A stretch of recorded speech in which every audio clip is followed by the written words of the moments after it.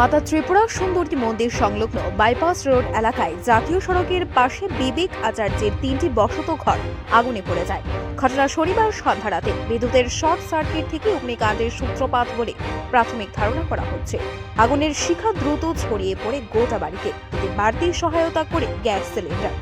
একটা সময় gas cylinder ফেটে আগুন ব্যাপকতা লাভ করে বিবেক আচার্যের বসত ঘর সহ ভাড়াটিয়ার ঘরে আগুন লেগে ভস্মীভূত হয়ে যায়।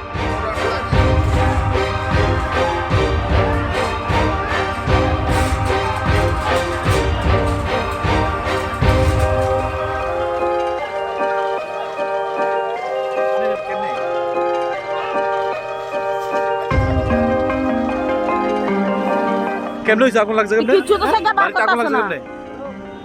ওই মালিকে বাইরে ছিল একটা বুঝিন মালিকে বাইরে ছিল দি হ্যাঁ এই মালিকে বাইরে এই গত্রে লাগছে আগুন কেমনে আগুন? মোমবাতি লাগছে মালিকে বাইরে মোমবাতি লাগছে মোমবাতি থেকে আগুন লাগছে?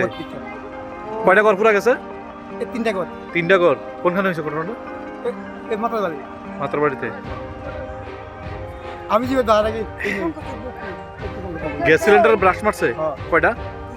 একটা সব দুইছি আমি। এটা ব্যাপার হলো যে আমি যখন ওই ঘটনাটা হলো তখন আমি উৎসব প্যান্ডেলে হ্যাঁ তৎকালীন সময় একটা সিলিন্ডার আওয়াজে ঘর আগুনটা ছিটিয়ে যায়, হ্যাঁ তখন তৎকালীন সময় দৌড়াই আসলাম আমাদের এলাকায়, এই আমার এলাকায়, ঠিক আছে।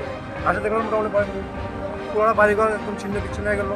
তারপর পাশাপাশি আমি দেখলাম যে বাড়িঘর মানুষ ঠিক আছে কিনা, ওদের বাচ্চা পর্যন্ত খবর নিলাম, সবাই সুস্থ আছেন এবং তাদের আংশিক কিছু মানে ওই যিনি নাকি ইলেকট্রিক কাজ করেন ওনার কিছু জিনিস উনি সরিয়ে নিলেন, কিন্তু ঘরের ভিতরে যে সমস্ত তাদের আসবাবপত্র বা টাকা পয়সা করে যা ছিল একদম সব বিচ্ছিন্ন হয়ে গেল, ওরা কিছু খোঁজ পাইনি।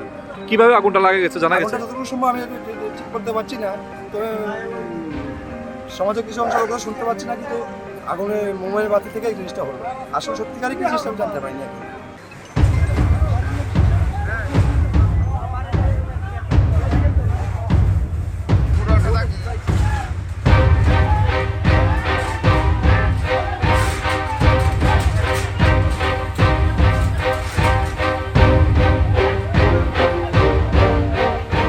জানা গেছে অগ্নিকাণ্ডের ফলে আনুমানিক 4 থেকে 5 লক্ষাধিক টাকার সামগ্রী পুড়ে যায়, নষ্ট হয় নথিপত্র।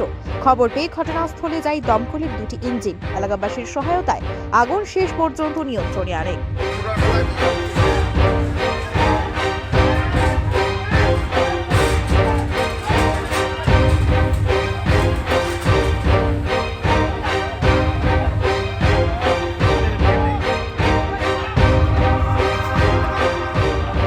Report Tripura news 8।